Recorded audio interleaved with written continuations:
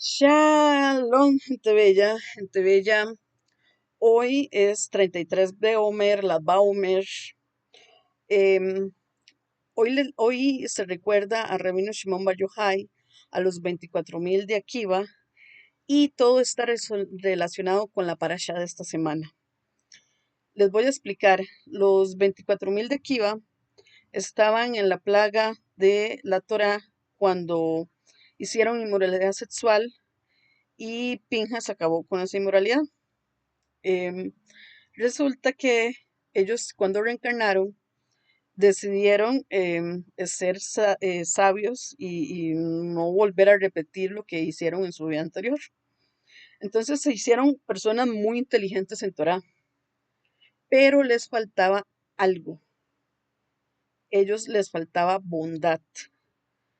¿Por qué les digo que les faltaba bondad? Porque empezaron a hablar mal y empezaron a tener envidias, empezaron a decir que la Torah de ellos era muy alta y que la del otro no, y empezaron a hablar y hablar y hablar mal. Y entonces llegó una plaga que mató a 24.000 alumnos, otra vez.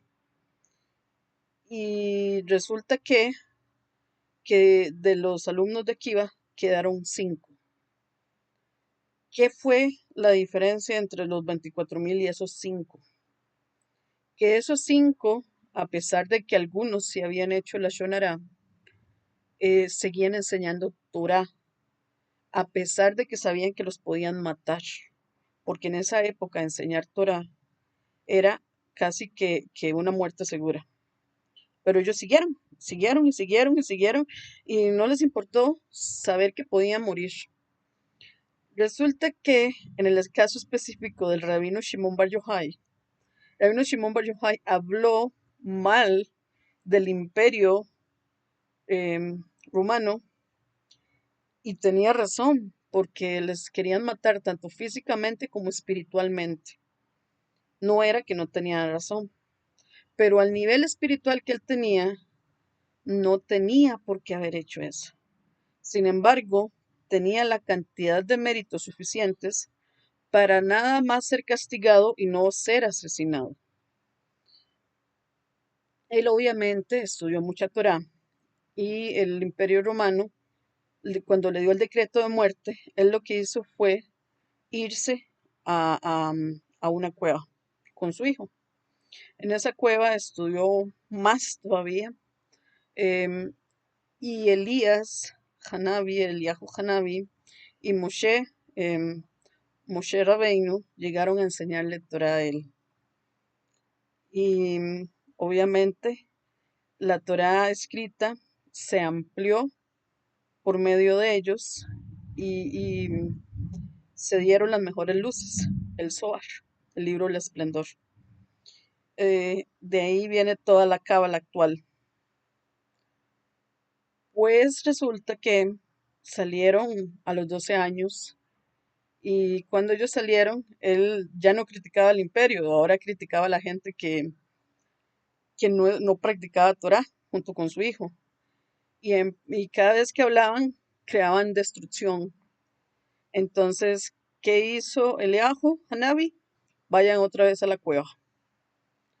Y otra vez no lo querían eliminar, pero debía ser castigado, porque él no tenía que hablar de sus hermanos judíos.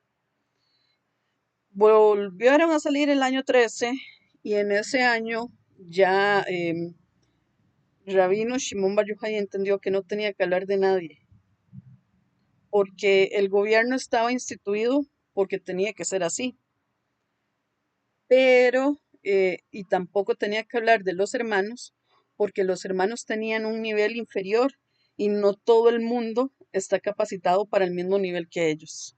Entonces no tenía por qué juzgar.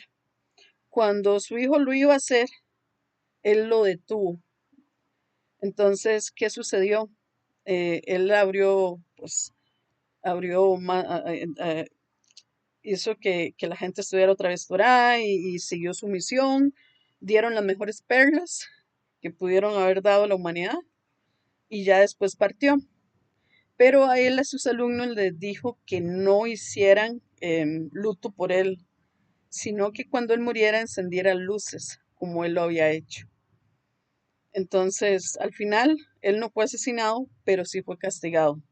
Entonces, la Shonara, a pesar de que a veces es regiludo, verdad, no quiere decir que nosotros tengamos el derecho de hacerlo. Los voy a dejar con una historia muy bonita que leí y dice así. Enseña el Rabí Israel Bahan Shetov, la gravedad de la maleficencia es tal que tiene el poder de matar a tres personas, al que la difunde, al que la escucha y al sujeto de la misma. Pero no se trata de una mera muerte física, sino una muerte de índole espiritual, mucho más severa que aquella. En una oportunidad, un gran maestro de Torah recibió la visita de uno de sus discípulos, que se acercó a consultarle acerca de su deprimente estado espiritual y se explayó contándole por qué se consideraba a sí mismo un hombre tan vil e indigno. El maestro le interrumpió diciéndole, basta ya, no se debe hablar de nadie, ni siquiera de uno mismo. Así que si ni siquiera de uno mismo se puede hablar, menos de los demás. No se deben crear ángeles negativos. Eso es lo que crea una mala lengua. Entonces, gente bella, quería dejarles esa pequeña historia, ¿verdad? Amémonos. Yo sé que a veces es muy complicado porque hay humanidad que uno dice, ay Dios mío, te lo mando o te lo llevas.